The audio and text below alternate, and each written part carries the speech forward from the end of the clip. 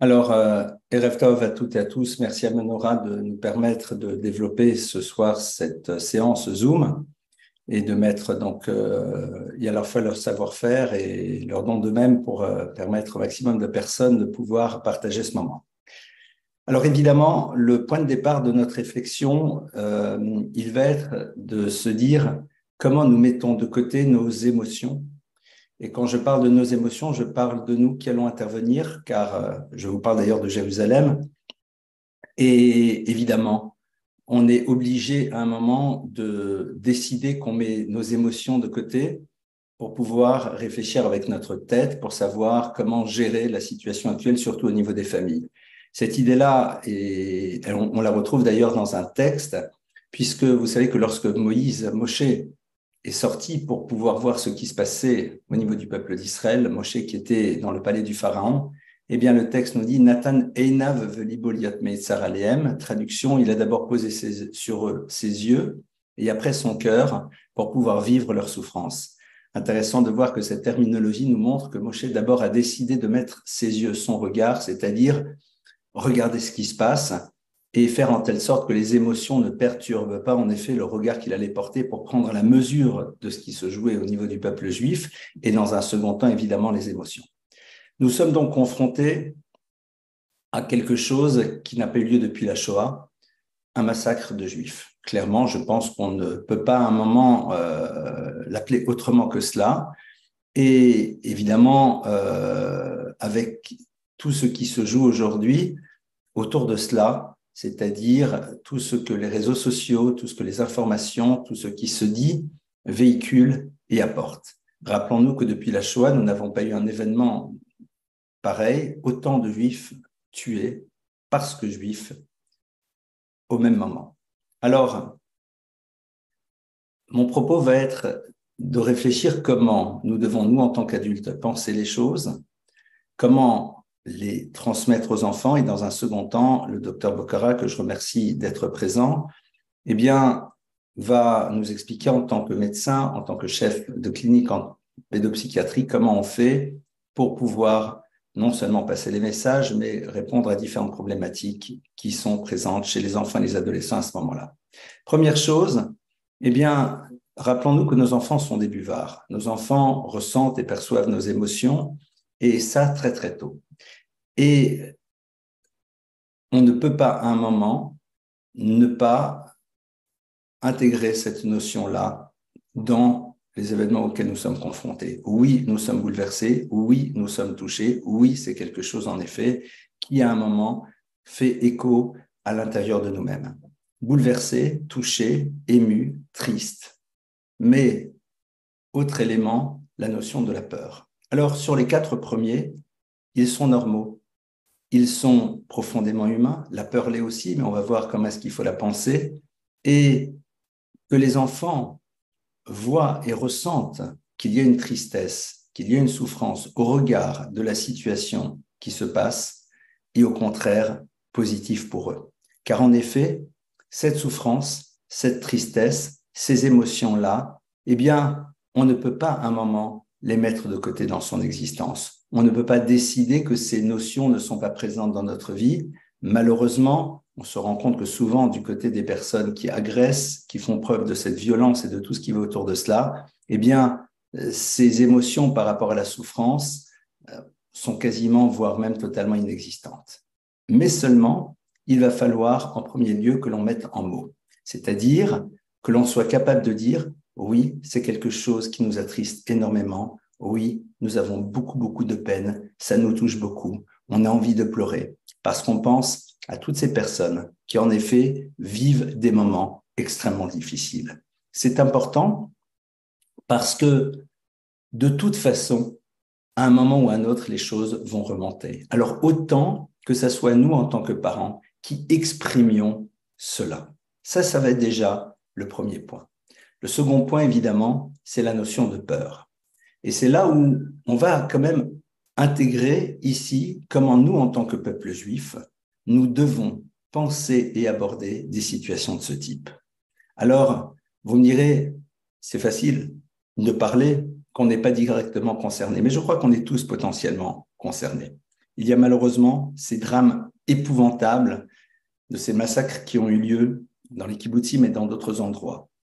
On en parlera tout à l'heure, mais il y a aussi la peur de cette guerre qui est en train de se mettre en place, la peur d'être atteint, la peur que des personnes qui font partie de notre famille ou des amis ou d'amis, pardonnez-moi, soient atteints. Et là-dessus, on va devoir réfléchir comment introduire chez nos enfants la notion du bitachon, la notion de émouna, c'est-à-dire comment introduire chez eux la notion de foi et de confiance. La notion de émouna et bitachon ne sont pas des choses que l'on a comme ça. Ce sont des éléments sur lesquels on travaille. Et nous devons, en tant que parents juifs, leur rappeler qu'il y a un créateur de l'univers et que nous devons tout faire pour permettre à ce que le futur se passe le mieux possible. Ça, c'est de notre responsabilité. Sur ça, en effet, on peut faire un travail. Et on peut leur prendre un exemple très simple. On leur dire, vous savez, quand on part en vacances, si on prend la voiture, on va faire en telle sorte que tout se passe le mieux possible, c'est-à-dire il y a à la fois l'essence, la révision du moteur et tout ce qui va se passer. Mais si à un moment, il y a un pneu qui crève, eh bien, ça, c'est quelque chose que l'on ne maîtrise pas, c'est quelque chose qui ne nous appartient pas. Nous faisons au fond le maximum de ce que l'on doit faire. Et après, il y a des choses qui ne nous appartiennent pas, qui appartiennent à Akadosh Baruch Hu, qui appartiennent au créateur de l'univers. Et cette notion-là, elle est fondamentale, surtout, dans un moment dans lequel bon nombre de personnes en Israël elle-même disent, mais quelque part, aujourd'hui, on est en train de découvrir qu'on ne maîtrise pas tout et qu'il y a des choses, on peut être préparé surtout, il y a des choses qui ne nous appartiennent pas. Et ça, c'est un discours que les enfants doivent entendre parce que nous, parents, nous devons en être profondément convaincus. Et ça, c'est quelque chose qui est extrêmement important. C'est-à-dire que les enfants ressentent que nous, en tant que parents, nous savons qu'on ne maîtrise pas tout. Nous savons, en tant qu'adultes, qu'il y a des choses qui ne nous appartiennent pas. Prendre cet exemple, qui n'est pas un exemple pesant, lourd, difficile, avec le pneu de voiture qui s'est crevé ou ce genre de petit événement, leur montrera bien qu'il y a des choses sur lesquelles on n'a pas de maîtrise. Ça va être un autre point. Au-delà de ça, la notion de émouna et de bitachon, la notion de foi et de confiance, nous allons la développer à travers le monde de l'action. C'est-à-dire, il va falloir qu'à un moment, nos enfants comprennent que nous sommes dans un univers dans lequel il y a une réalité physique, mais il y a une réalité spirituelle. Si nous mettons ça de côté, alors c'est toute notre identité juive qui, quelque part, en prend un coup. C'est-à-dire, à un moment, penser que ce qui se passe au niveau spirituel n'a pas d'impact dans tous les autres domaines est quelque chose qui va totalement à l'encontre des fondamentaux de la tradition juive. Ce n'est pas simple dans un monde dans lequel on veut sans arrêt être dans une analyse dans lequel il y a un rapport direct entre les choses. Ça, c'est dans le monde de la nature. Et vous pouvez leur dire, regardez, au fond, c'est pas logique ce qui se passe, et vous le savez bien. Vous voyez bien que, d'un côté, nous, on ne cherche pas à faire du mal, et pourtant certaines personnes cherchent à faire du mal. Pourquoi? C'est quelque chose qui nous dépasse, mais nous devons continuer à agir. Et là, les mettre dans un univers d'action, c'est-à-dire leur rappeler que chaque action positive qu'ils font apporte quelque chose de positif. Et cette idée-là, elle est au cœur même de ce qui leur permet à eux de pouvoir, à un moment, s'extraire de pensées anxiogènes, parce qu'il n'y a rien de pire qu'une personne, et surtout un enfant qui se retrouve en train de se dire, mais de toute façon, on ne peut rien faire, on peut faire. Est-ce que ce que l'on fait va amener exactement ce que l'on désire? Ça, c'est quelque chose que nous ne possédons pas. Mais ce qui est sûr, c'est que ça a un impact et que ça joue un rôle et que ça ne peut apporter que des éléments positifs. Vous pouvez leur donner ces exemples de personnes dont on pensait qu'on n'allait pas les revoir et en fin de compte, on les a revus. Et leur dire, et d'autres, on espérait les revoir, on ne les a pas vus. Et c'est vrai qu'on ne comprend pas toujours pourquoi. Et c'est vrai qu'on est très triste. Et ce que l'on sait, c'est que leurs neshamot, leurs âmes, sont maintenant à côté d'Akadosh Baruch Hu. Parce que ce sont des personnes extraordinaires qui se retrouvent maintenant près d'Akadosh Baruch Hu, mais nous restons tristes parce que nous aimerions tellement qu'elle soit restée près de nous. On aurait tellement voulu qu'elle ne s'en aille pas. Vous pouvez prendre l'exemple d'un grand-père, d'un arrière-grand-père, d'une arrière-grand-mère qui a disparu et l'enfant en a entendu parler, dire voilà, eh bien, Hachem a fait en telle sorte qu'à un moment, eh bien, notre neshama revient vers lui. C'est vrai. Nous, ce qu'on veut, c'est que ceux que l'on aime, et tout le monde reste le plus longtemps, c'est sûr. Et c'est pour cela que l'on fait la prière, c'est pour ça qu'on dit des psaumes, c'est pour ça que l'on est en train de faire de la charité, c'est pour ça qu'on essaye d'être bons les uns avec les autres et leur donner des missions pour leur dire « sache ». Et c'est quelque chose qui est vrai, que chaque action que tu fais va apporter quelque chose, va aider des gens, va permettre en effet à ce que les choses aillent avec l'aide d'Hachem mieux.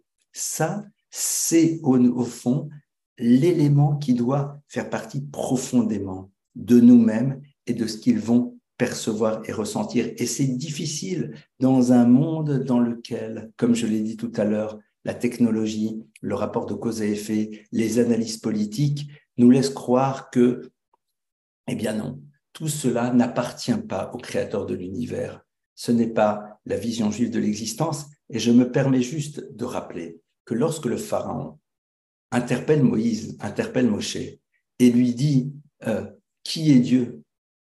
Je ne le connais pas, et de toute façon, je ne renverrai pas les enfants d'Israël. Il lui dit, ne me parle pas d'un Dieu créateur, ça n'existe pas. Qui est-il?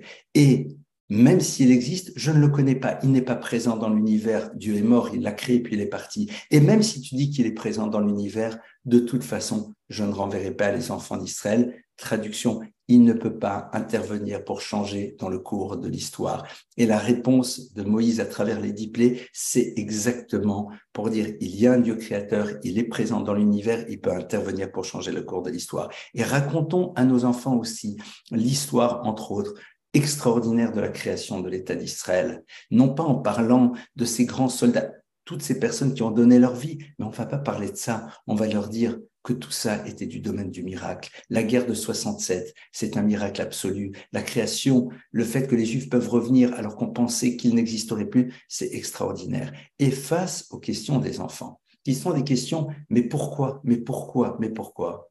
Il faut leur dire, tu sais, ta question, moi aussi je l'ai. Seulement, je n'ai pas de réponse, mais je sais qu'en vérité, le peuple juif est là pour remplir une mission dans le monde et qu'il y a des moments difficiles. Et dans ces moments-là difficiles, notre force à nous, c'est de dire Hachem, nous avons besoin de ton aide. Nous ne savons pas pourquoi ces choses arrivent, mais nous reconnaissons que c'est toi le seul qui peut nous aider pour nous sortir. Alors évidemment, comme le roi David, et leur expliquer, le roi David avait une armée, c'était un guerrier, mais avant de partir en guerre, il priait parce qu'il savait très bien que la réussite allait dépendre avant tout de ses armes. Maintenant, l'autre point sur lequel je voudrais m'arrêter, et c'est quelque chose qui est très complexe, c'est le rapport que les enfants ont aux images. Et aujourd'hui, il faut absolument que nous, en tant qu'adultes, nous décidions de couper court à tout cela. Je me rappelle encore des événements du 11 septembre. Vous savez qu'aujourd'hui, certains appellent ce qui s'est malheureusement passé, malheureusement même le mot ne veut rien dire, de ce qui s'est passé en Israël le 11 septembre d'Israël. Je me rappelle 2-3 mois après le nombre de parents qui venaient parce que mais les enfants étaient angoissés, faisaient des cauchemars. Mais pourquoi? Parce qu'on avait laissé les télés allumées, parce qu'on avait laissé France Info allumée et parce que les enfants, qu'on le veuille ou pas, qui sont des éponges, absorbés. Et il faut faire cela au niveau de la famille. C'est-à-dire dire, écoutez, aujourd'hui, il y a la guerre, mais maintenant, nous savons, nous prions fort que les choses s'arrêtent rapidement, qu'elles se calment et qu'on arrive enfin à une situation apaisée, comme on en a eu aussi pendant des années, même si de temps à autre, il y avait des hauts et des bas. Et donc, c'est la raison pour laquelle on va décider en famille. Regardez, voir, s'intéresser en permanence ne servira à rien. Donc, on va tous les soirs dire ce qui s'est passé et à vous, en tant que parents, de sélectionner l'information, de leur dire, voilà, aujourd'hui, ce qui s'est passé, et vous leur donnez quelques infos, et ça s'arrête là. Mais nous aussi, en tant qu'adultes, il faut absolument cesser d'être sans arrêt aux aguets. Alors, bien sûr, il y a ceux qui habitent en Israël, et quand on habite en Israël, on a besoin de savoir plus en temps réel. Mais même cela, c'est plus pour les Hazakot, mais toutes ces le fait qu'il faut parfois courir, se mettre dans les abris, comme ça nous arrivait déjà plusieurs fois. Mais au-delà de ça, ne pas avoir peur, à un moment de se dire, nous allons couper les vidéos, couper les informations. Quand je dis couper, c'est-à-dire poser des cadres et en parler avec nos ados et leur dire, écoute, le créateur de l'univers, et je vais vous donner une idée que développe le Gaon de Vilna. Le Gaon de Vilna dit, mais il y a des choses qui sont très développées chez l'individu parce qu'il en a besoin. Entre autres, son appétit. On a besoin de manger parce que si on n'avait pas d'appétit, on ne mangerait pas. Si on ne mange pas, eh bien après, le corps ne suit plus. Et il y a aussi quelque chose qui est fondamental. C'est ce qu'on appelle l'esprit de curiosité. Pourquoi? Parce que cette capacité d'être curieux, ce désir de savoir et de connaître, à la base, est là avant tout pour nous permettre d'aller et d'accéder au savoir. C'est sûr. Le problème, c'est qu'on l'utilise mal et que cette notion de curiosité, elle est présente. Il faut en parler aux ados, être très clair, leur dire, écoutez, de toute façon, nous, en tant que parents, on sait très bien qu'il y a des choses, à un moment, on ne peut pas vous interdire parce que vous saurez très bien un moment passé derrière. Je ne pense pas, en tant que parent, que voir des vidéos sur ce qui se passe de manière constante est quelque chose qui est positif par rapport à notre équilibre intérieur. D'ailleurs, moi-même, en tant que parent, j'ai décidé de poser des cadres et des limites. Il faut que les ados aient entendu au moins. Pourquoi? Parce qu'il ne faut pas être dans la situation dans laquelle on risque un jour de les entendre nous dire « mais pourquoi vous ne nous avez pas dit ?»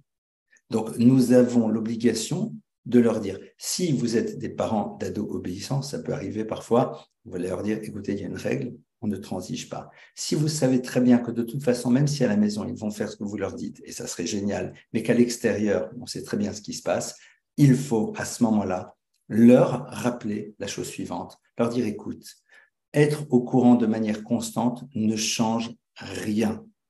Maintenant, je comprends que tu aies très envie de savoir, c'est normal, c'est humain.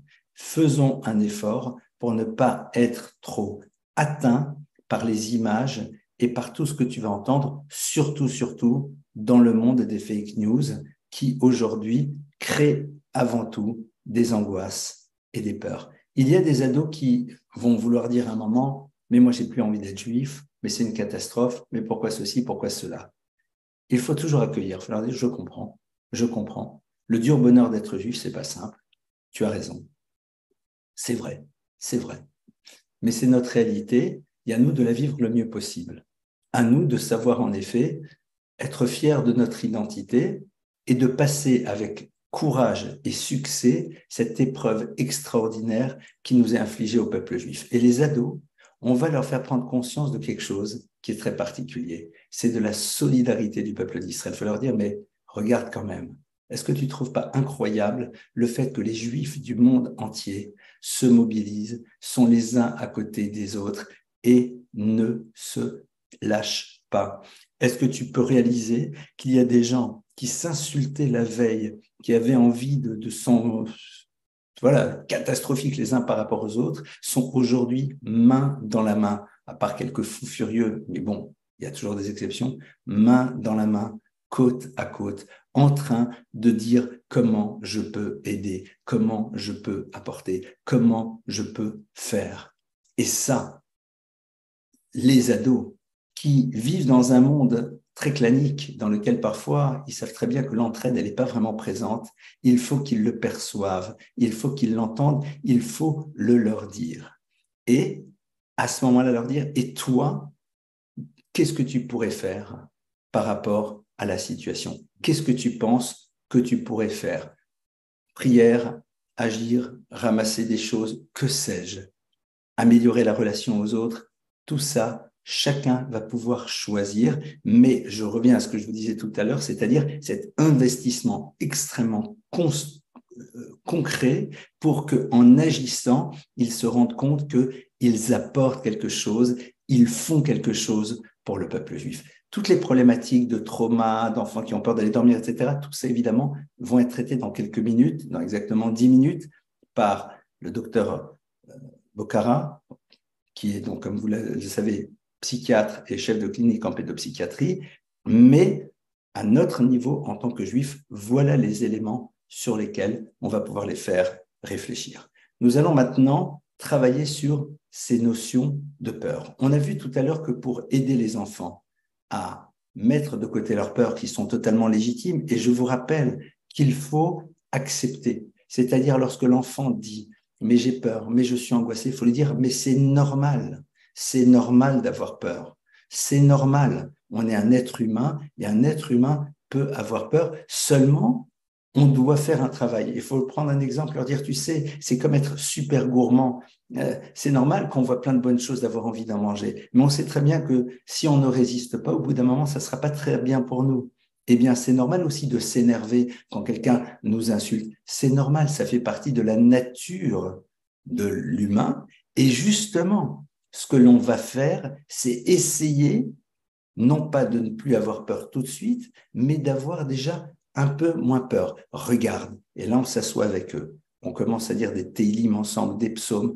Même les personnes qui ne sont pas pratiquantes, qui pour l'instant ne sont pas impliquées là-dedans, ce n'est que cela qui va pouvoir aider nos enfants à s'inscrire dans quelque chose qui, rappelons-le, n'existe nulle part d'autre. C'est-à-dire, on ne peut pas aujourd'hui demander à nos enfants de gérer une situation qui n'existe nulle part dans le monde.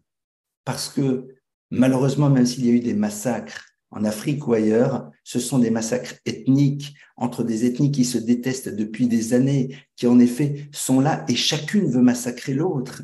Alors que là, ça peut être dans les banlieues, ça peut être partout. Qu'est-ce qu'on vous a fait? Qu'est-ce qui se passe? Les enfants ne comprennent pas, ils disent, mais regardez, aujourd'hui, vous savez ce qui se passe en Israël? Les terroristes sont soignés dans des hôpitaux israéliens. Ceux qui ont tiré, c'est quelque chose de complètement fou. Mais donc, il y a quelque chose d'unique et de particulier, et surtout cette constante dans l'histoire, parce qu'elle est unique.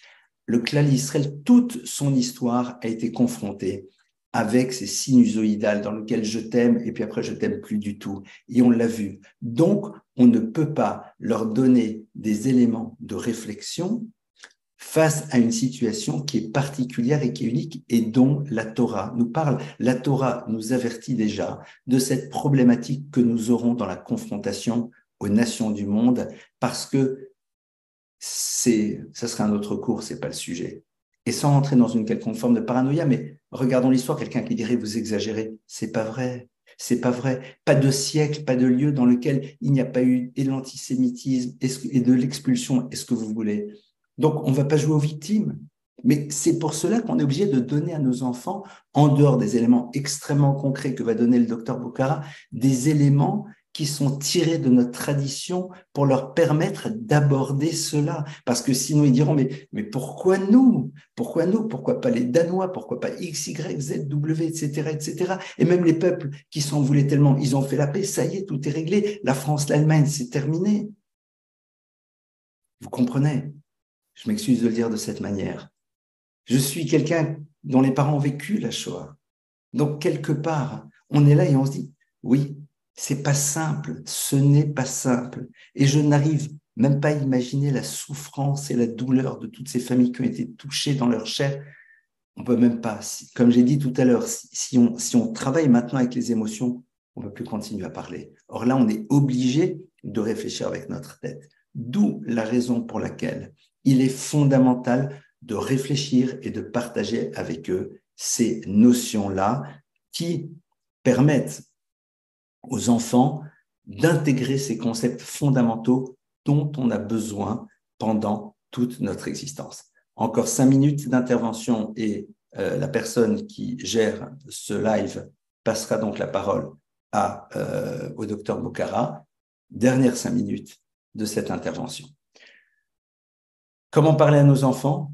Et puis, il y a des enfants qui parfois ne parleront pas. Des enfants qui diront comme ça, et puis voilà. Pourquoi? Parce qu'il existe des enfants pour qui les choses sont tellement difficiles qu'ils n'ont pas envie d'en parler. C'est trop difficile pour eux. Alors attention, ne les forçons pas à avoir des émotions. Ces enfants-là, eh bien, s'ils ne parlent pas, à nous de parler de ce qu'on ressent, mais pas trop. Quand je dis pas trop, c'est-à-dire dire, c'est pas simple actuellement, mais on fait la prière, on fait la tfila, ou alors, pour ceux qui ne sont pas encore dans cet univers-là, et je vous le souhaite de le devenir parce que c'est une arme incroyable que l'on a, et ça vaudrait peut-être la peine de se réinterroger sur l'identité juive, leur dire, mais j'essaye d'agir, j'essaye de faire, pour que les enfants se rendent compte qu'il n'y a pas chez nous, en tant qu'adultes, de l'indifférence. Et au-delà de ça, garder le sourire, garder la joie. Vous allez me dire, mais comment c'est possible, qu'on le veuille ou pas? On est obligé à un moment de ne pas se transporter en permanence avec un visage sombre, avec un visage fermé. Nous rentrerons dans Shabbat, ce Shabbat que je vous propose de faire de la plus belle manière qui soit. Nous allons rentrer dans ce Shabbat. Eh bien, on va chanter Shalom Aleichem. On va en effet faire un kiddush. On va parler, on va discuter, on va essayer de mettre de côté à table les discussions politiques. On va être avec les enfants et on va leur dire, mais vous savez, ceux qui aujourd'hui sont au front, ceux qui malheureusement ne sont plus là, vous savez ce qu'ils nous demandent, c'est nous qui sommes là où on est, de faire les choses le mieux possible. Et le mieux possible, c'est d'être content, d'être des Bnei Israël, d'être content de pouvoir dire des paroles de Torah, d'être content. Et tout ce que l'on fait, on leur dédie et leur rappeler que lorsque Shabbat, on tire profit du Shabbat, ne serait-ce qu'à travers une table ou d'autres choses, leur dire, nous faisons ça parce que nous accomplissons la volonté de Dieu et que le mérite de tout ce que nous allons faire ce Shabbat, c'est-à-dire quand on va manger des bonnes choses et qu'on va dire, mais quelle chance on a d'avoir des bonnes choses, merci Hachem, faire d'autres bénédictions, eh bien évidemment, c'est pour eux, on le leur offre. C'est-à-dire que les enfants voient que dans ces actions, eh bien, même banales, ils offrent quelque chose. Et rappelons-nous, et c'est le dernier point, que on doit réinscrire le fait de faire des bénédictions. Certains n'y arriveront peut-être pas tout le temps, mais de temps à autre s'arrêter et développer, dire, mais au fond, tout provient d'Akadosh Baruch Hu. Et nous savons que nous devons lui faire confiance, même si maintenant, on est dans une situation compliquée pour le peuple juif qui n'est pas simple, mais si nous avons cette force de nous retrouver ensemble dans ce contact nouveau avec le Créateur de l'univers, évidemment, ça ne pourra qu'apporter des choses positives qu'on espère voir le plus rapidement possible, de la plus belle manière possible. Voilà donc quelques idées que je voulais partager avec vous. Évidemment, à la fin de l'intervention du docteur Bocara, il y aura une partie pour les questions. Je rappelle que dès demain, nous allons véhiculer, pardonnez-moi, je ne sais pas si c'est le bon mot, nous allons en tout cas, nous avons mis dans le cadre de la Maison de la Famille et de l'Ève, une équipe, mais c'est extraordinaire, vous avez aujourd'hui des dizaines de psychologues professionnels, dont toute une équipe qui sont spécialisés dans les problématiques de trauma, qui vont être dès demain à disposition. Vous allez avoir donc une page Internet dans laquelle il y aura un questionnaire qui sera demandé pour pouvoir faire une orientation la mieux possible pour toutes les zones. Évidemment, ça sera totalement gratuit pour toutes les personnes adultes ou adolescents qui auraient besoin soit de savoir gérer une difficulté extrêmement concrète auquel ils ont été confrontés, un trauma, ou alors juste besoin de parler face à Shem, que nous n'entendions que de bonnes nouvelles. Merci pour votre écoute et immédiatement, je passe la parole au docteur Bocara que je remercie encore vraiment d'avoir pris le temps pour être avec nous ce soir. Docteur Bocara, à vous la parole. Bonsoir Abamel. Merci beaucoup. Merci pour ces paroles salvatrices. Et je ne sais pas si j'aurais beaucoup de choses à dire en plus après vous, étant donné qu'il y a énormément de force et d'idées à puiser dans vos propos. Merci pour ça. Je me présente pour les auditeurs. Je suis Moshe Bocara, je suis médecin psychiatre et je pratique depuis 5 ans en pédopsychiatrie. Donc, en premier lieu, je tenais à m'associer à ce qu'a dit Abamel en début d'intervention. Nous sommes tous bouleversés, meurtris. Chacun de nous a de la famille plus ou moins proche, des amis, et chacun de nous vit de façon intense tout ce qui se passe en Israël actuellement. On a tout de même quand même une particularité dans notre peuple, c'est qu'il y a une interconnexion incroyable pour le meilleur et pour le pire. Et c'est une vraie spécificité qui donne pas la même tonalité aux événements, à ces événements menaçants, comparativement à ce qu'a pu vivre, par exemple, la France au moment où elle a été frappée par les attentats. Voilà, je laisse en suspens cette réflexion sur notre spécificité et cette interconnexion. Je vais revenir sur ce que je pense que nous ressentons. Il y a d'une part la douleur, la tristesse, l'effroi de tout ce qui se passe là-bas. Il y a la crainte et il y a aussi ce qu'on projette, la projection des scénarios, de ce qui pourrait se passer, comment les choses pourraient évoluer entre ici et là-bas. On peut ressentir tout ça en même temps. Notre système émotionnel n'est pas cloisonné. Il peut être ressenti de façon indifférenciée, comme une pelote. Et avant de parler de ce qu'il faudrait dire ou ne pas dire aux enfants, je pense qu'il est essentiel d'abord de savoir ce que nous avons besoin pour nous apaiser, nous rassurer et gérer toutes ces émotions. Puisque ce sont effectivement les adultes qui jouent un rôle central dans la constitution de l'appareil psychique des enfants. Et c'est certain qu'ils ne peuvent pas métaboliser tout seuls autant d'émotions traumatiques, autant d'informations. Pour donner une analogie, de la même manière qu'un enfant ne peut pas, par exemple, consommer de l'alcool ou du tabac, puisque son organisme n'est tout simplement pas fait physiologiquement pour métaboliser et éliminer ces éléments, ils sont plus nocifs pour lui qu'un adulte. Eh bien, de la même manière, il ne peut pas être exposé à certaines informations ou certains vécus traumatiques. Il a besoin que l'appareil psychique de l'adulte soit fonctionnel pour les métaboliser avec lui. Et donc, je vais commencer par parler de ce que nous, adultes, on peut mettre en place pour essayer de tendre vers un certain apaisement. Et ainsi, on pourrait indirectement aider à digérer une partie des inquiétudes de nos enfants. Il faut pouvoir distinguer au maximum les contours des émotions qui nous traversent. Alors, j'emploie les émotions de façon justement indéterminée pour bien dire que finalement, ce ne sont pas forcément nos émotions propres, puisque dans la multitude des états émotionnels qu'on vit, il y a une grande partie qui provient en fait de projections extérieures. Personne ne peut vraiment prétendre être imperméable et hermétique aux émotions extérieures. Ce sont des flots d'émotions qui nous parviennent par différents canaux, par des appels téléphoniques multiples, par des textos, par des notes vocales, des groupes WhatsApp, par les réseaux sociaux. Tous ces canaux qui mettent justement l'information et les personnes en réseau mettent aussi les émotions en réseau. Les émotions traversent aussi par les réseaux sociaux les frontières et à une vitesse instantanée. Le paramètre essentiel à prendre en compte, c'est que ces émotions que nous recevons via ces réseaux, via ces canaux, ce sont des émotions bien souvent de personnes qui sont déjà en état de choc ou déjà en train de vivre l'intensité de la guerre au moment où ils s'enregistrent, au moment où ils parlent, au moment où ils se filment, au moment où ils écrivent. Et tout ça, ça nous parvient instantanément. Et nous sommes pourtant à un endroit qui est relativement paisible. Par exemple, pour cette intervention de ce soir, le fait que Rav Lemel soit à Jérusalem, le fait que moi-même je sois à Paris, ça peut générer une certaine discordance a priori sur les vécus de chacun. Alors on essaye, comme a dit Rav Lemel, de mettre un peu de côté ses émotions pour essayer d'au moins, ne serait-ce que le temps de cet échange, se mettre en phase et pouvoir parler le même langage, puisque ça fait partie effectivement des éléments de dissonance. C'est quand on reçoit une émotion qui est en dissonance avec ce que vit notre corps en temps réel. Et voilà, nous qui sommes a priori à distance, en tout cas pour ceux qui sont en France, relativement préservés par rapport à ce que vivent les familles là-bas en, en état de guerre.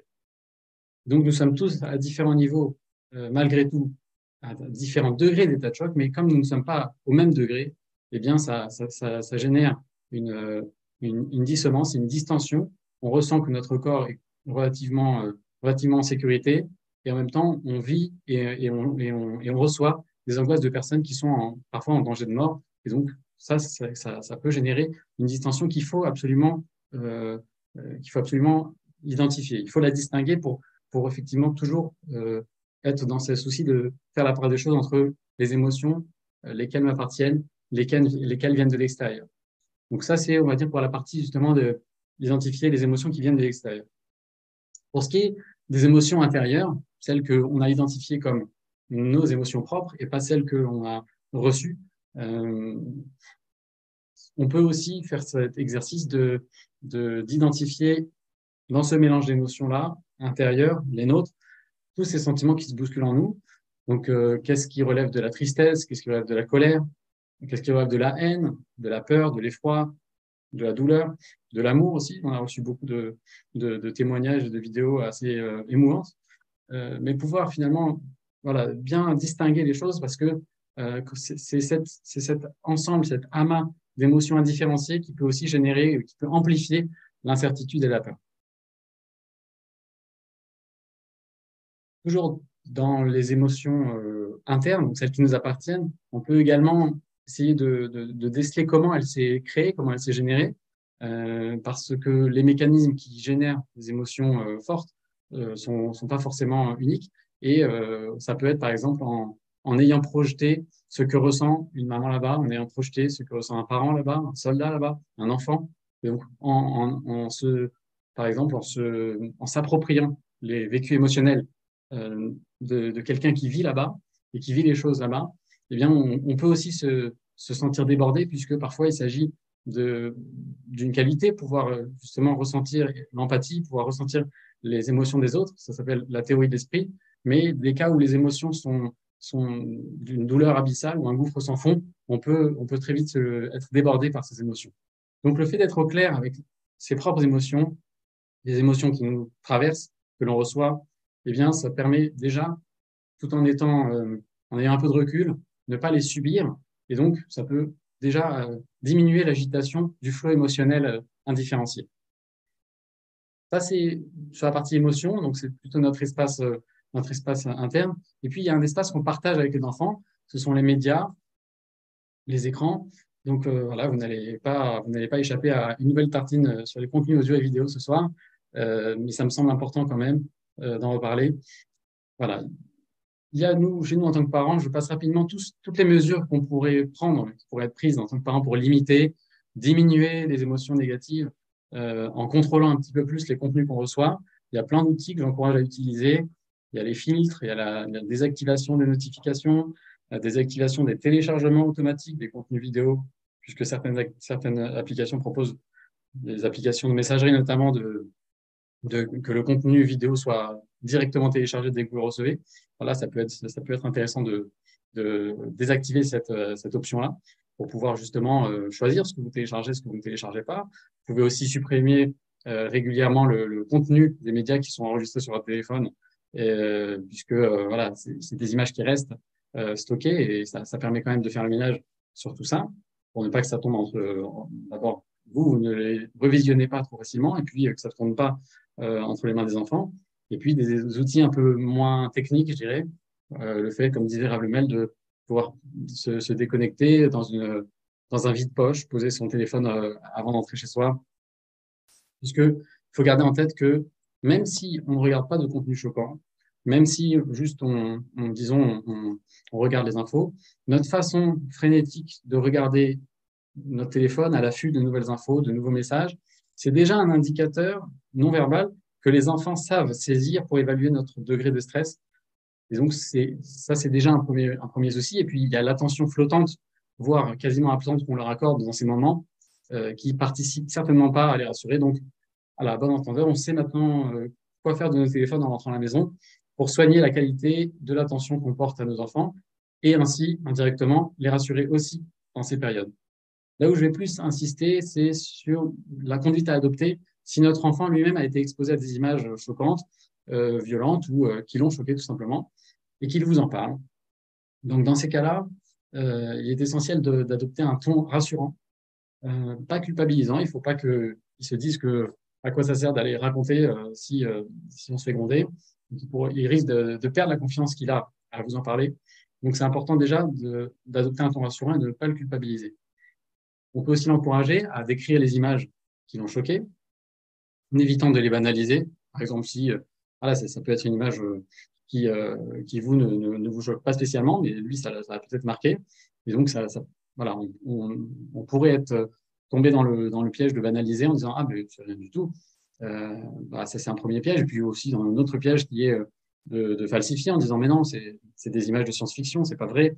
Donc ça, voilà, éviter de discréditer en fait le vécu qu'il a en regardant ces images et de lui demander de les décrire.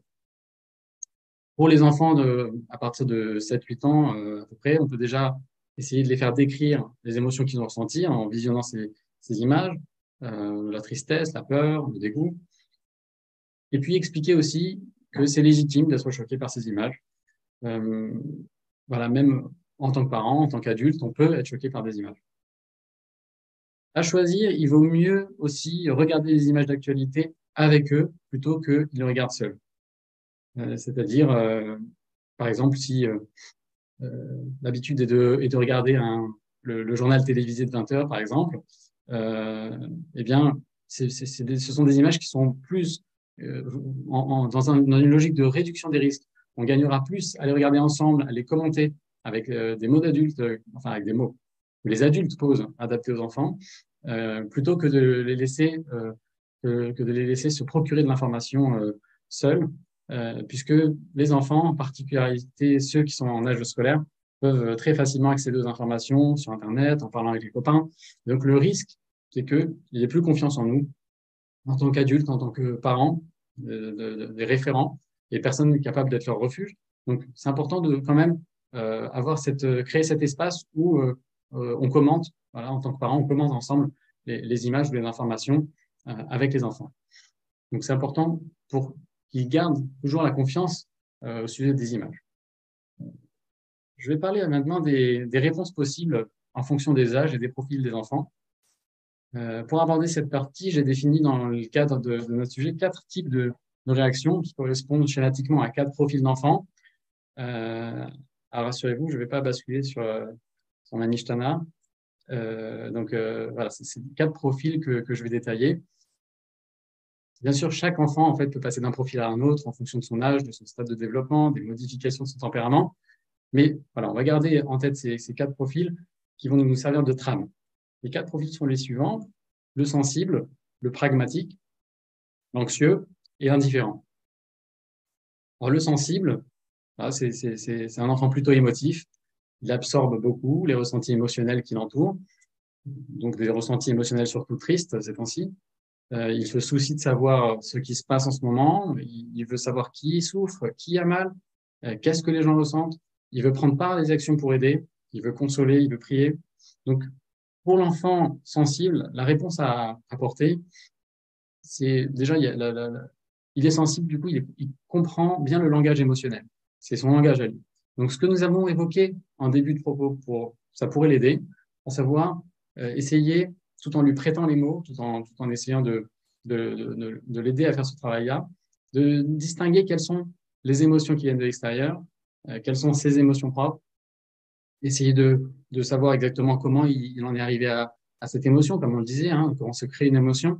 Est-ce que tu t'es imaginé dans cette situation? Est-ce que tu ressens ça parce que tu as ressenti ce qu'a ressenti cet enfant-là, ou tu t'imagines dans un refuge, tu t'imagines sous les bombes, voilà. Savoir exactement qu'est-ce qui a pu générer ces émotions. Donc, et tout en utilisant pour faire ce travail, on peut lui parler de nos propres émotions en lui disant justement quelle est aujourd'hui notre cartographie propre, la proportion que nous, on a en ce moment, pour lui donner les outils pour lui-même essayer de s'en saisir et d'écrire ce qu'il ressent. Donc ça, c'est pour l'enfant sensible.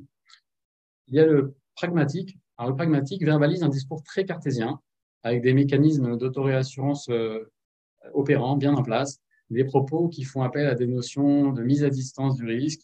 C'est loin, c'est pas ici, il y a peu de chances que ça arrive. C'est un flegme plutôt à encourager dans ces périodes. On peut aussi dire qu'on admire son sang-froid et qu'on s'en inspire. Attention toutefois, puisque ces éléments verbaux qui manifestent peuvent être en fait des mécanismes de défense qui camouflent, entre guillemets, des inquiétudes, disons, plus authentiques, plus réelles, plus profondes, des émotions trop difficiles à élaborer. On verra plus tard quels sont les signes non verbaux qui peuvent alerter, les signes non verbaux. Donc, comme la troisième catégorie d'enfants dont je vous ai parlé, c'est l'anxieux, qui est celui sur lequel on va passer un peu plus de temps, puisque voilà, c'est celui sur lequel il y a, disons, un peu plus de matière de travail par rapport à ce qu'on évoque ce soir. Donc, l'anxieux craint les répercussions, il a peur de tout ce qui peut se passer, il a peur que les terroristes viennent chez lui, il a peur qu'une bombe tombe sur sa maison. Tout d'abord, l'enfant qui manifeste cette anxiété a besoin de se sentir entendu, compris, lui dire « je te comprends, je ressens aussi parfois ça, je suis désolé que tu aies à vivre ça alors que tu es enfant, tu n'as que 7 ans. Voilà, je suis inquiet et triste de ce qui se passe, mais je suis plein d'espoir. Voilà, j'ai plein d'espoir en l'avenir, j'ai plein de, comme disait Rav Lemel, miser et verbaliser énormément sur les notions de Emouna et Bitachon, c'est aussi des notions d'espoir. Je précise tout de même pour les enfants de 4 à 7 ans que les enfants qui commettent les attaques, les atrocités dont on parle, ne peuvent pas juste être qualifiés de méchants. Le copain qui donne un coup de pied dans la cour, voilà, l'enfant peut dire c'est un méchant. La personne qui m'a vexé peut être qualifiée de méchante. Mais là, on est dans autre chose. On est dans une dimension qui doit être quand même dans l'échelon que visualise l'enfant, qui doit être quand même un peu plus nuancé. Donc, on va utiliser des superlatifs. Hein, ce sont des traits très, très méchants. Voilà, faut pas hésiter à bien souligner le caractère exceptionnel de cette méchanceté, pour qu'il fasse pas l'amalgame ensuite concernant ce qu'on lui dit quand il a pris du chocolat sans demander, oh c'est méchant, qu'il a frappé sa sœur. Voilà, sachant que tout ça, ce sont des maladresses, mais c'est pas le sujet de ce soir. Voilà, en tout cas que les échelles de valeur dans la méchanceté puissent quand même faire se dessiner dans son esprit. Et puis, très important, le rassurer sur la confiance que vous avez en l'autorité, en l'armée, en la police. Tout ça, voilà, faisant partie de la catégorie des très, très gentils, du coup. Et bien sûr, rappeler le caractère extrêmement protecteur et extrêmement apaisant de la croyance. Voilà, tout ce que dans le cadre quand on parle d'apaisement, quand on répète que Dieu sauve, que Dieu protège, tout ça, ce sont des aspects qui sont extrêmement importants puisque l'enfant pourra à ce moment-là puiser dans votre réassurance, dans la confiance que vous avez en un système ou en Dieu, pourra puiser pour lui des éléments, des outils pour s'apaiser lui-même. On peut également parler à l'enfant anxieux des soutiens de tous les pays qui ont manifesté leur soutien à Israël, parce que ça permet de réhabiliter le fait qu'il existe quand même une valeur morale collective efficiente et rassurer que tout le monde trouve ça absolument anormal. C'est important que lui-même puisse, voilà, pour qu'il puisse quand même se représenter un monde qui continue quand même à tourner rond. Toujours concernant l'enfant anxieux, c'est très important d'autoriser l'enfant à verbaliser ou dessiner ou écrire les pires scénarios qu'il a en tête. Donc ça peut être a priori très effrayant, on va dire, pour les parents superstitieux qu'on peut être. Donc répondre à un brutal chas v'shalom ou à un shanish mort, ça risquerait d'angoisser encore plus, car ça pourrait entretenir la conviction que sa parole ou son dessin ou son écrit peut avoir un effet néfaste dans la réalité. Et donc si vous avez un besoin compulsif de laisser échapper un chas v'shalom, d'abord essayer de le réprimer et puis sinon vous pouvez le dire dans votre tête, je suis sûr qu'on est Yotse aussi, on est quitte du Chas Shalom si on le dit dans sa tête. Et puis, en tout cas, dans le cadre de ces pires scénarios qui peuvent être exprimés par les dessins, par les mots, il faut plutôt répondre de façon décalée, en faisant un pas de côté. Ah, tu as peur de ça, qu'est-ce que tu penses qu'il peut arriver d'autre? Dans tous les cas, revenir sur le fait que l'enfant ne sera jamais seul, il sera toujours avec ses parents, que les parents seront toujours avec lui. Puisque c'est souvent cette perspective-là qui est la plus angoissante pour un enfant, le fait d'imaginer qu'il aura plus ses parents avec lui. Donc, vous pouvez aussi parler de vos prières, de vos espérances, mais sans faire peser le poids sur ses prières à lui. Si les enfants sont encouragés à faire des prières ou des télim, je pense qu'il vaut mieux diriger les prières sur des sujets très généraux et pas sur des personnes en particulier, puisque ça peut générer une grande culpabilité et une charge trop importante de se dire le sort de ces gens-là repose sur mes prières. Voilà, donc, encourager à investir dans ces actions-là, tout en gardant leur vertu générale. Et puis, il y a la proximité physique, un excellent anxiolytique dont on peut user sans modération dans ces périodes. Donc, l'autoriser à rester un peu plus longtemps près de vous avant d'aller dormir, multiplier les étreintes, les câlins, tout ça, c'est une proximité physique qui a un effet extrêmement efficace pour rassurer l'enfant anxieux. Enfin, je terminerai par l'enfant indifférent, le quatrième profil, qui peut soit ne rien manifester du tout, hein, vous en parliez, Rablemel, soit voire même avoir des réactions paradoxales. Donc, tourner à la dérision, ou c'est le fameux enfant qui rit pendant la minute de silence, ou dans la cour où le jeu police-voleur ou cow-boy indien se transforme en terroriste Tsahal, et puis lui veut jouer les méchants, voilà. Tout ça, l'enfant qui a l'indifférent ou qui a une réaction paradoxale, il ne faut pas chercher à le sensibiliser. C'est pas sur des grands événements à l'échelle nationale, à l'échelle du peuple qu'on sensibilise les enfants. C'est plutôt dans les petites choses du quotidien. Donc, voilà, garder en tête qu'un enfant et même un adolescent n'est pas forcément calibré, entre guillemets, pour être capable de porter toute la misère du monde. Donc là encore, ça peut bien souvent en fait s'agir de mécanismes de défense, comme disait Laura Lemel. Parfois, ça camoufle des émotions trop bouleversantes. Donc, ne pas juger leur réaction avec sévérité. Un petit mot sur l'adolescence, voilà, chez les garçons surtout, qui peuvent à cet âge-là, dans ces âges-là, cette tranche d'âge-là, avoir un sentiment d'appartenance forte à un groupe, qui ont le besoin de s'identifier aux soldats, qui souvent ont à peine 2 ou 3 ans de plus qu'eux. Voilà, ils peuvent témoigner une fougue de vouloir s'affirmer, vouloir en découdre. Donc, c'est important d'accueillir ces réactions. On peut s'intéresser à ce qu'ils pensent de la situation, puisqu'ils sont à un état de leur développement qui leur permet d'exprimer une pensée plutôt élaborée, une analyse. Donc, le mieux à faire, c'est de les écouter, de donner du crédit à leur avis, même si parfois, c'est pas toujours d'une finesse géopolitique transcendante, genre, il faut tous les dégommer. Bon, et même s'il dit ça, vous pouvez toujours demander comment il pense qu'il faut faire stratégiquement, quelles conséquences ça peut avoir. Donc, tout ça pour accorder du crédit, en fait, et de l'importance à ce qu'il dit. Et bien sûr, pour terminer avec les ados, sensibiliser sur l'évitement des prises de risques inutiles, comme le port ostensible de la kippa ou des titis dans les quartiers chauds, les sorties en banc, les provocations, tout ça, puisque ça fait aussi partie de ce qui peut agiter la vie des adolescents également dans ces périodes. Tout ce que j'ai dit, j'ai mis une petite réserve quand même. Tout ce qui a été dit jusque-là concerne essentiellement les familles qui vivent les événements à distance, puisque pour les familles qui sont exposées directement sur place à la menace terroriste, il y a certains mécanismes de survie et de peur d'un péril imminent qui sont constamment en marche. On entre dans une toute autre démarche, puisque la guerre à ce moment-là n'est pas seulement un flot d'informations angoissantes, mais ça s'inscrit dans le vécu palpable de la réalité. Donc, le quotidien est chargé de marqueurs sensoriels, sensitifs forts, des bruits, des alertes, des cris, des pleurs. Et donc, pour ces populations en détresse, l'urgence, c'est la survie physique, évidemment. C'est alors très compliqué d'avoir une posture et un discours en dissonance complète avec la réalité.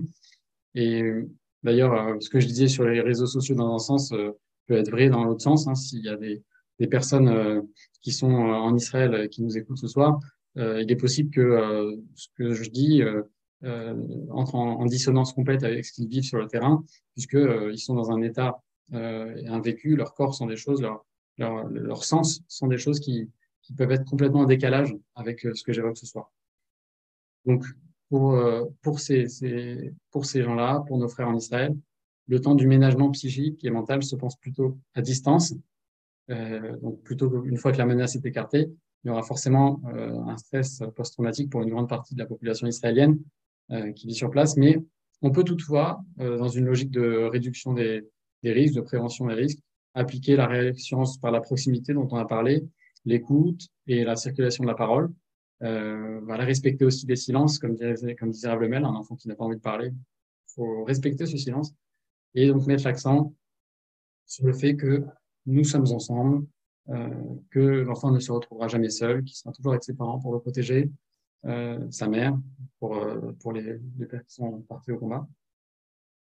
Je ferme la parenthèse sur les familles qui sont directement exposées. Je vais terminer par les symptômes qui doivent faire envisager de consulter un professionnel. Si les mesures dont on a parlé, les mesures de réassurance ne fonctionnent pas, chacun des signes que je vais évoquer n'est à prendre en compte que s'il persiste 3 semaines, plus de 3 semaines. Donc, il y a les signes exprimés comme les idées noires, les projections morbides, tout ce qui est en lien avec la mort, qui peuvent être soit verbalisées, soit écrites, soit dessinées. Il y a également comme signe exprimé les pleurs fréquents, les cauchemars et les terreurs nocturnes. Ça, c'est sur la partie des signes exprimés, disons, dans la partie communication. Et puis, il y a les signes exprimés qui sont plutôt exprimés par le corps. Donc, les manifestations somatiques, les troubles digestifs, les douleurs abdominales, les maux de tête. Donc, tout ça en l'absence d'une cause recherchée, évidemment. Et puis, il y a aussi des troubles du comportement cognitif, du comportement, donc c'est l'agitation, par exemple, et puis les troubles cognitifs, c'est plus la concentration, l'attention, une chute brutale des notes à l'école. Bon, voilà. Là aussi, il faut pas tout mettre sur le compte du psychotrauma non plus, hein, mais voilà, il faut quand même être vigilant pour pouvoir éventuellement faire les liens. Et puis, il y a les troubles des conduites instinctuelles, des conduites qui relèvent de l'instinct humain, donc l'appétit, s'il y a une perte d'appétit, une perte de poids, et puis les troubles du sommeil. Alors, tout ça, c'est non exhaustif, mais dans tous ces cas, on se rapprochera d'abord de son médecin traitant, d'accord, pour d'abord, il pourra faire un examen clinique, et puis, si tout est normal, orienter vers une cause psychogène, et donc adresser à ce moment-là vers un psychologue pour enfants ou un pédopsychiatre. Je vous remercie de votre attention. Docteur Bocara, merci beaucoup. Est-ce qu'on m'entend? Est-ce qu'on m'entend? Oui. D'accord, merci. Alors, tout d'abord, merci beaucoup, Docteur Bocara, d'avoir été parmi nous ce soir. On va continuer donc ce direct. Alors, moi, j'ai déjà quelques questions qui me sont arrivées directement sur mon portable. Je pense que maintenant, on peut ouvrir la possibilité d'envoyer des questions par écrit. Évidemment, on le refermera tout de suite s'il y a des messages qui sont autres que des questions et qui ne seraient ce que l'on peut craindre parfois sur les réseaux. Je rappelle qu'à partir de demain, nous avons donc cette page Internet. Alors, je vous la donne tout de suite, www, en un seul mot, Opération Sarah, donc Opération Sarah, sarah.com, www.opérationsarah avec un H à la fin de sarah.com.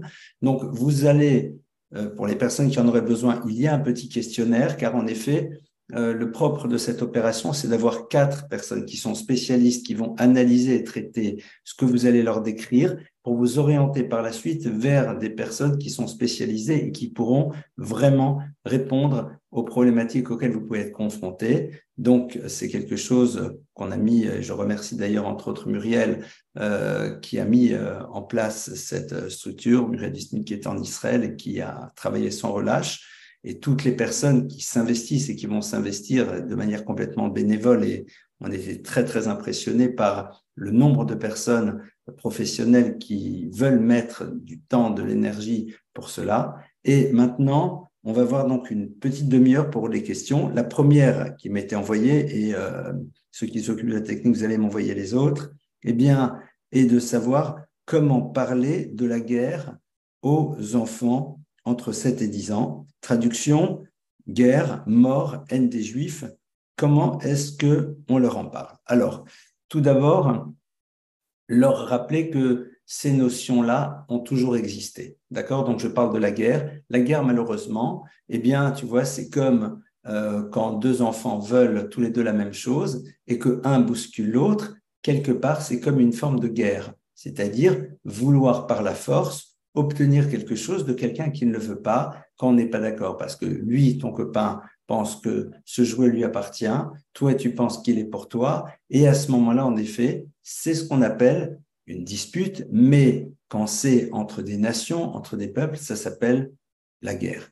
Bien rappeler que la guerre est quelque chose de dramatique. Pourquoi? Parce que tout simplement, tu vois bien que dans une guerre, eh bien, des gens, à un moment, ont tellement envie de gagner qu'ils peuvent faire des choses extrêmement graves. Et c'est ce qui est terriblement dommage. C'est pour cela que chez nous, dans la Torah, on nous dit qu'il faut toujours chercher la paix. Ça, c'est déjà le premier point. Sur la notion de la mort, là, ça serait un sujet beaucoup plus vaste. Mais en tant que juif, on va expliquer, oui, malheureusement, quand il y a des gens qui meurent, eh bien, leur corps n'est plus là, mais c'est leur âme qui, en effet, va se retrouver chez Hachem. Ton âme, tu sais, tu vois, c'est la différence qu'il y a entre nous et les animaux. Un animal, tu vois, toute sa vie, il mange, il boit, il a des petits, et puis il reste toujours le même. Nous, on réfléchit, on pense, on construit, on fait plein de choses. Et ça, c'est les capacités que l'on a avec une neshama qui, elle, reste éternelle. Et il faut savoir que les neshamot se rencontrent dans le ciel. Mais pourquoi, quand quelqu'un meurt, on est triste? Parce qu'on aimerait bien le garder juste à nos côtés. C'est normal, mais rassure-toi, c'est quelque chose qui arrivera bien plus tard. Et c'est vrai que dans la guerre, parfois, il y a ça. C'est pour ça, on fait tout pour qu'il n'y ait pas la guerre. Après, sur la haine des Juifs, pourquoi ils ne nous aiment pas? Alors, faut dire, tu sais, c'est vrai qu'il y a des gens qui ne nous aiment pas, mais il y a aussi beaucoup de personnes, et je reprends ce que le docteur Bocara disait tout à l'heure, il y a beaucoup de personnes aussi qui nous aiment et qui trouvent que ce qu'on fait, c'est des bonnes choses. Et nous, eh bien, on va toujours essayer de voir les personnes qui sont gentilles, qui aiment. Et il y a des personnes, pourquoi? On ne sait pas. Certains disent parce qu'ils sont jaloux, d'autres disent parce qu'ils ont envie qu'on leur ressemble, ils ne comprennent pas pourquoi on n'a pas envie d'être comme eux. Et même quand certains ont été comme eux, mais quand même, malgré tout, ils disaient non, on n'est pas d'accord. Et puis c'est comme ça. C'est-à-dire que l'idée, au fond, c'est comme ça. Je vous rappelle juste que c'est un verset de la Torah quand même, et ça, les adolescents, il faudra le leur dire. Un verset de la Torah nous dit clairement que nous resterons toujours en petit nombre, dispersés parmi les nations. Vaïtem shama le machal velishnina, il dit le texte, et vous serez ceux qu'on désignera du doigt de manière constante et dont on parlera de manière constante. La Torah nous parle déjà de cette problématique. Ça serait donc pour les adolescents à qui on peut expliquer cela. Alors maintenant, au niveau des questions, il faut juste que je... Oui. Moi, j'ai reçu quelques questions. Simplement, est-ce que vous pouvez remettre le lien ou me l'envoyer par WhatsApp et puis je le rediffuse, le lien pour pouvoir vous Donc, vous pouvez contacter. l'écrire directement, c'est www.operationsarah avec un h.com. Ok, très bien. www.operationsarah avec un h.com. D'accord. Alors, je vous écoute pour les questions qui sont déjà Alors, envoyées. bon, il y a la première question qui est, que peut-on répondre à un enfant qui dit pourquoi les victimes ne se rendent pas pour éviter les problèmes? Alors, il faut lui dire que tu as raison, c'est vrai. C'est vrai qu'en effet, parfois, pour éviter les problèmes, on se rend. Parfois, les personnes en face ne veulent pas et ils veulent absolument se battre parce que eux, ce qui les intéresse, c'est se battre et qu'il y ait des conséquences très difficiles. Et puis, faut lui dire, dans la vie, ils sont rares, mais il existe des gens complètement fous qui juste ont envie de faire du mal. Et c'est pour cela qu'on prie tous les jours. C'est pour ça d'ailleurs qu'il y a une armée, il y a une police. Et parfois, comme ça s'est passé aujourd'hui, eh bien, malheureusement, ils arrivent, personne ne s'en rend compte et ils font des choses catastrophiques. Mais tu sais que dans l'histoire, ce n'est pas des choses qui arrivent tous les jours, donc il faut avoir confiance que ça ne se reproduira pas. L'autre question? Oui.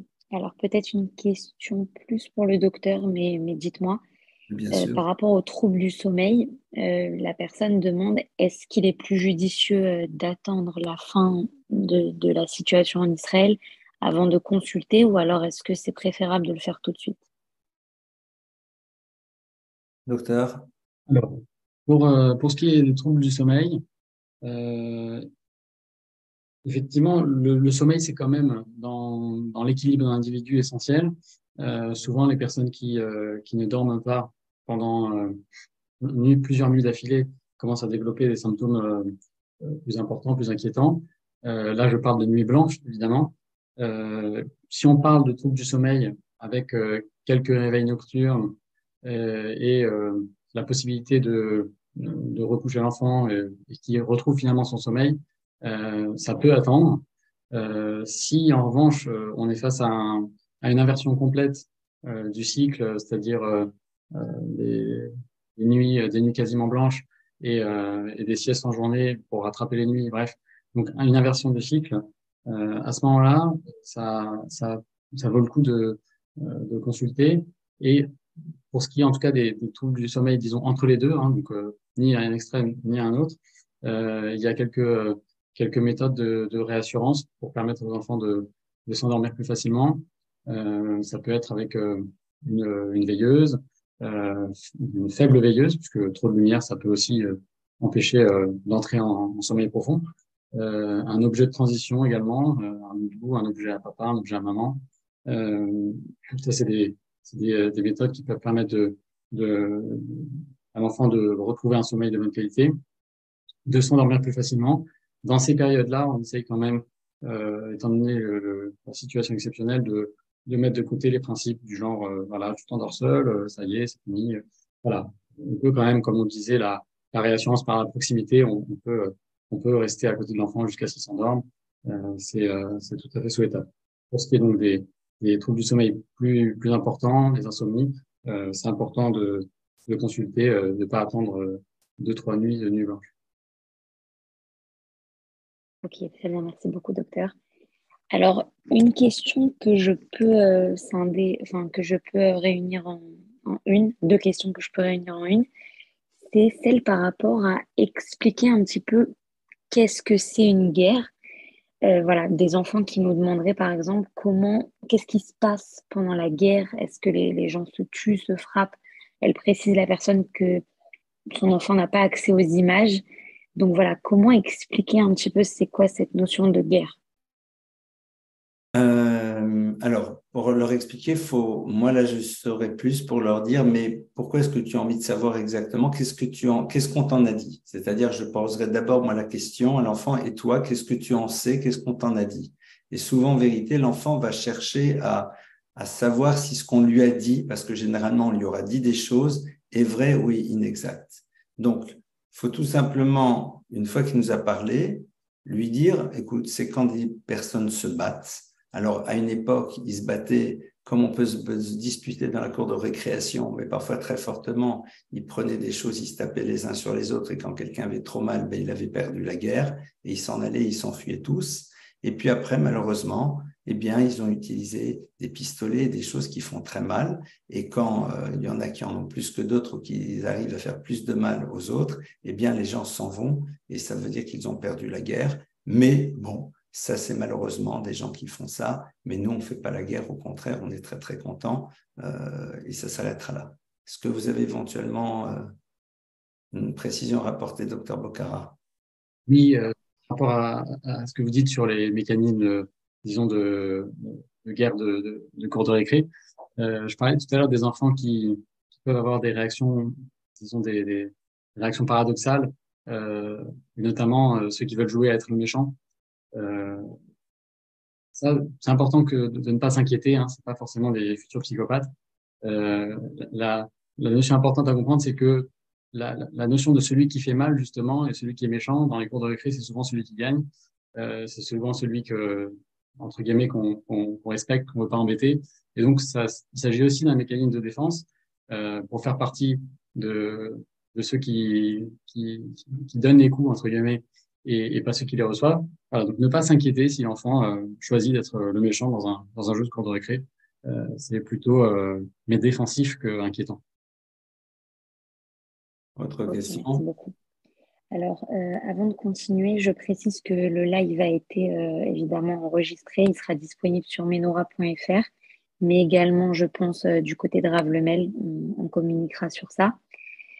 Alors, une prochaine question qui est beaucoup revenue, c'est la notion du mensonge. Est-ce qu'il ne serait pas plus judicieux de cacher la vérité? Il y a eu aussi d'autres questions pour des habitants d'Israël qui, on va dire, ne disent pas toute la vérité, en disant par exemple que ça se situe juste aux frontières, tout en évidemment euh, expliquer toute la notion de sécurité, que quand il y a l'alarme, on se met en sécurité, tout ça, ils l'ont fait. Mais ce qui revient dans la question, c'est est-ce qu'il n'est pas préférable de mentir ou alors de cacher une partie de la vérité? Alors, sur cela, évidemment, il y a une différence entre leur raconter tout ce qui se passe ou valider ou invalider des choses qu'on leur a rapportées. Leur raconter tout ce qui se passe, évidemment, non. C'est complètement ridicule. Quand on nous a dit que ces massacres qui ont eu lieu dans les kibbutzim, je vous garantis, je suis pas parti voir des articles et encore moins des vidéos qui nous décrivent des choses horribles. Ça ne servira à rien, ça ne change rien. Donc, pas la peine de leur raconter des choses qu'ils n'ont pas besoin de savoir, que même nous n'avons pas besoin de savoir dans les détails. Donc, ça, c'est déjà un premier point. Donc, pourquoi dire alors qu'au fond, ils n'ont pas besoin de le savoir? Par contre, leur dire, oui, aujourd'hui, la guerre, eh bien, ça se passe aux frontières, c'est vrai. La guerre, pour l'instant, se passe aux frontières. Alors, bien sûr, il y a cette anxiété de savoir est-ce qu'il y a des terroristes qui sont infiltrés sur le sol israélien ou pas, mais ça ne sera qu'anxiogène et ça ne servira à rien. Des copains m'ont dit, il faut leur parler à ce moment des fake news. Tu dis, écoute, les gens, ils disent, il y a ci, il y a ça, il y a ci, il y a ça. Non, on ne peut pas savoir. Nous, ce qu'on sait, c'est qu'aujourd'hui, il y a quelque chose qui s'appelle la guerre, qu'avec l'aide d'Hachem, tout va se calmer, mais que nous, on a l'obligation de nous protéger. C'est pour ça que quand il y a une alarme, on vient, on se met en abri, parce que s'il y avait éventuellement une roquette qui arrivait pas trop loin, elle peut casser éventuellement les fenêtres, et si elle casse les fenêtres, il peut y avoir plein de verre, et si du verre nous tombe dessus, ben, c'est pas très rigolo parce que ça peut éventuellement nous blesser. Voilà, puisque ça fait partie aussi du danger, même si on sait que malheureusement, de manière dramatique, ça peut être autre chose. Maintenant, s'ils disent, c'est vrai qu'ils ont tué plein de gens, écoute, dans une guerre, il y a beaucoup de choses qui se passent, entre autres malheureusement des gens qui meurent, et c'est vrai que malheureusement, il y a des personnes qui sont mortes dans cette guerre. Oui, mais c'est vrai, ils sont venus, ils les ont assassinés. Écoute, je n'y étais pas, je ne sais pas. Par contre, ce qui est sûr, c'est que les personnes qui malheureusement ne sont plus vivantes, ça on peut dire aussi, ne sont plus vivantes, eh bien, si nous on fait un télim pour elles, de là où elles sont, ça leur fait un bien immense. De là où elles sont, ça leur fait un bien immense. Et même si tu ne peux pas entendre le merci qu'elles te disent, mais sache que de là où elles sont, elles te disent merci. Voilà. Ça, c'est un petit peu de la manière dont on devrait en tout cas aborder les choses. Et quand il y a rapport des événements lourds dont vous savez que malheureusement, on dit, écoute, moi, je n'y étais pas. Je ne peux pas te dire parce qu'il y a des journalistes qui vont dire ça, d'autres qui vont dire ça, le troisième qui va dire ça, et leur donner un exemple d'ailleurs de ce qui s'est passé, ne serait-ce que ce soir. Vous savez que ce soir en Israël, où je me trouve, il y a une forme de grande anxiété parce que la défense passive a fait passer un message inexact sur la nécessité de partir aux abris en prévention dans tout le pays, même s'il n'y avait pas d'alarme. Donc, leur dire, tu vois, parfois on dit des choses et puis en réalité c'est quelqu'un qui a dit, qui a mal compris et l'autre il comprend mal et après l'autre il le redit, etc.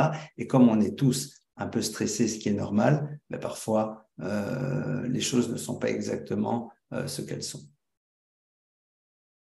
Ok, très bien. Alors, une question qui est revenue aussi énormément, c'est celle des jeunes enfants. On l'a précisé en dessous de 4 ans. Comment aborder les choses avec eux?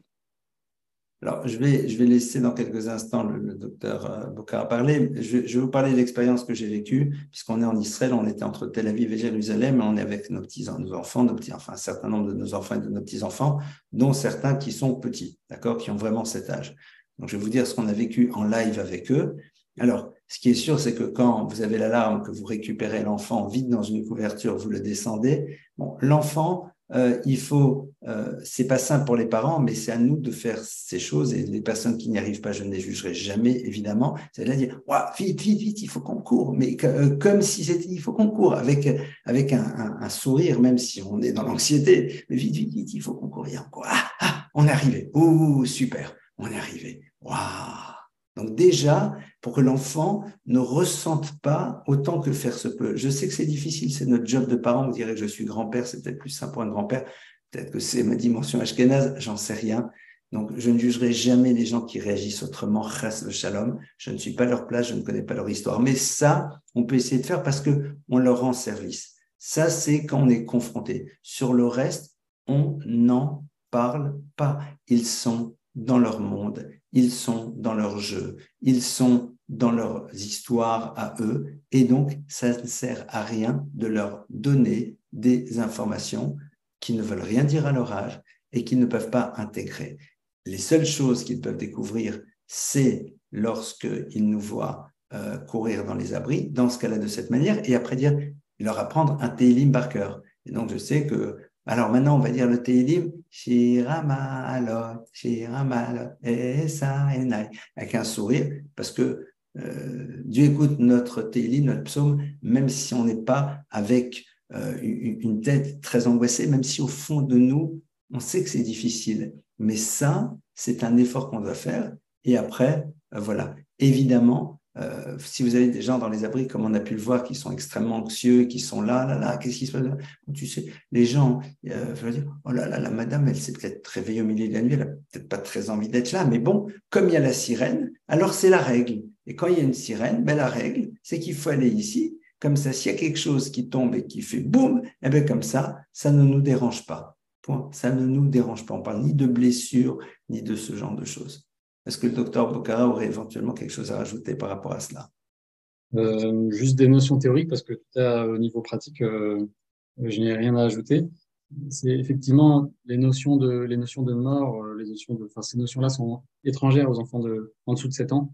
Donc, Rav Lemel a raison, l'enfant n'a et ne prend en compte, ne vit qu'avec son environnement proche, au sens vraiment au mètre près, hein, quasiment.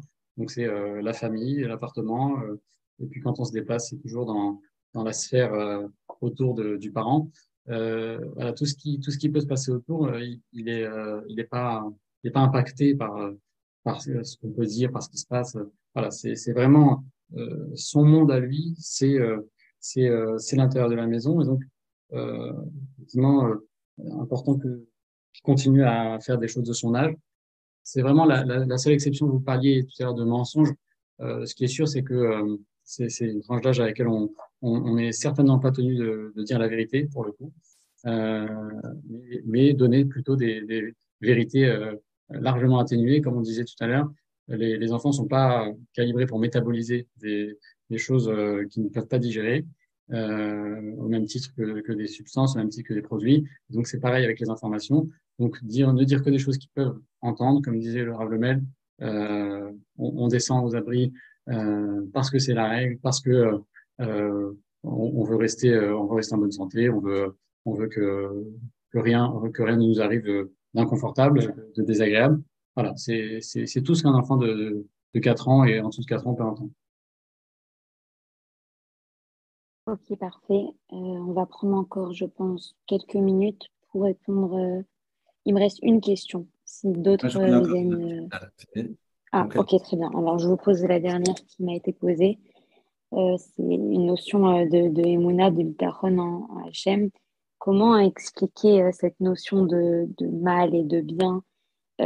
Pourquoi Hachem fait ça? Pourquoi voilà, toutes ces questions auxquelles on peut faire face avec nos enfants. Alors, cette question rejoint d'ailleurs la question qui m'était posée, qui s'adresse surtout par rapport à des publics d'adolescents. Alors, il faut dire d'abord, c'est pas Hachem, c'est l'être humain. d'accord?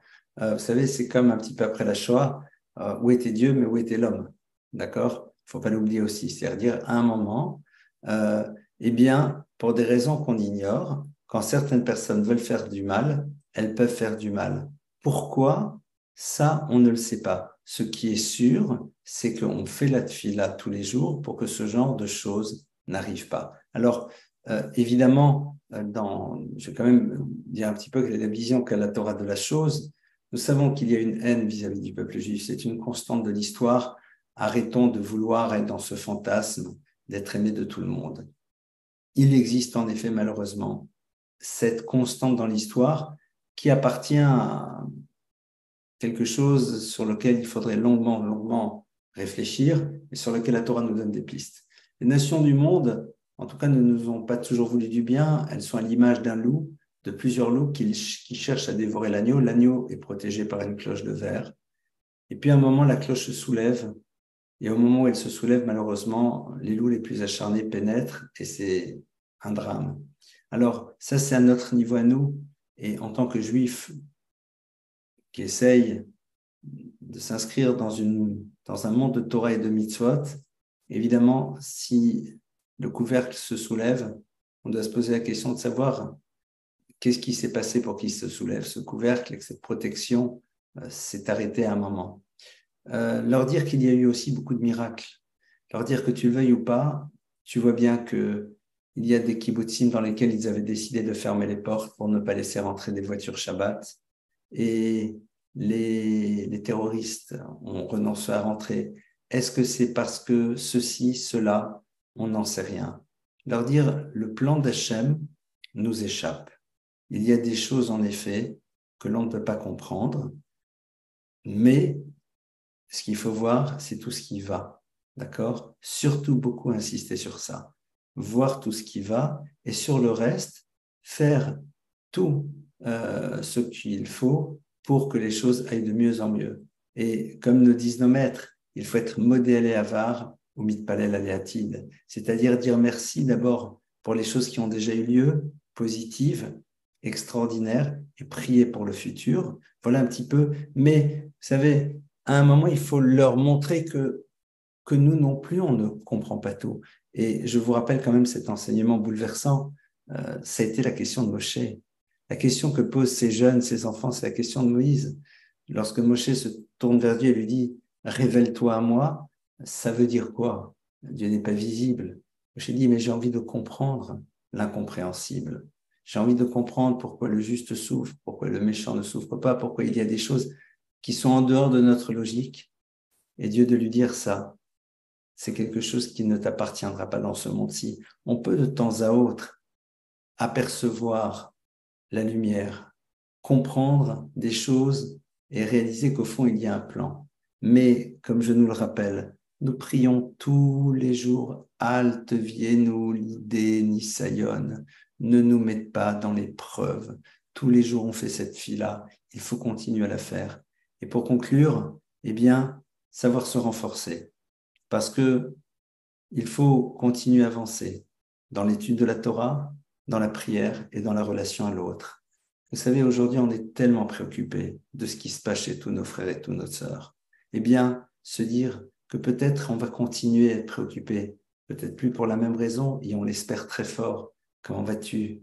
Quoi de neuf? Comment allez-vous? Même ces personnes qu'on ne connaît pas nécessairement très bien. Prendre de leurs nouvelles, s'intéresser à elles.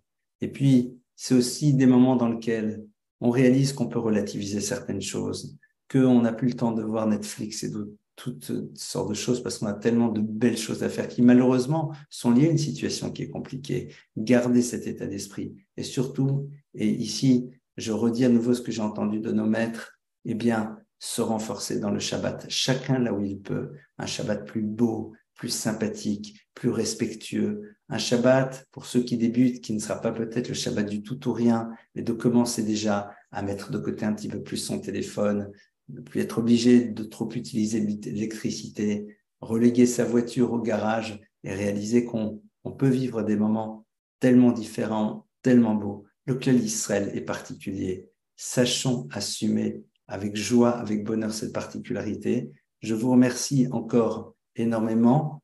d'avoir été présent avec nous ce soir. Je remercie Menorah.fr qui a mis sa technique à disposition pour qu'on puisse faire ce live avec lesquels on a organisé d'ailleurs. Hier, ils nous ont demandé de faire avec eux une autre conférence. Merci beaucoup, beaucoup au docteur Moshe Bocara. Et pour différentes raisons que je ne citerai pas, c'est une prouesse qu'il a réussi à mettre en place pour être avec nous ce soir parce que je connais son programme et c'est vraiment une sacrée organisation et je le remercie beaucoup. Et que nous puissions continuer à échanger, mais que pour des choses positives, sympathiques, pour discuter ensemble comment continuer à avancer et à grandir. Et je vous rappelle encore www.opérationsarah. Je ne me rappelle plus si c'est .com ou .fr, je crois que c'est .com, à partir de demain, .com, pour toutes les personnes qui auraient besoin de spécialistes, aussi bien psychiatres, experts en EMDR et en post-trauma, que psy qui seront là pour faire de l'écoute. Merci encore. Chez Nishma, Besorot, Tovot, Yeshuot, Venechamot, qu'on entend très très rapidement des bonnes nouvelles et que Akadosh Baruch Hu nous permette d'arriver vers la Goula rapidement, Bimer Abiamenu, sans dommage et de la plus belle manière. Merci pour votre présence et sauf Shavuot Tov. Amen, merci beaucoup, Rav Lemel.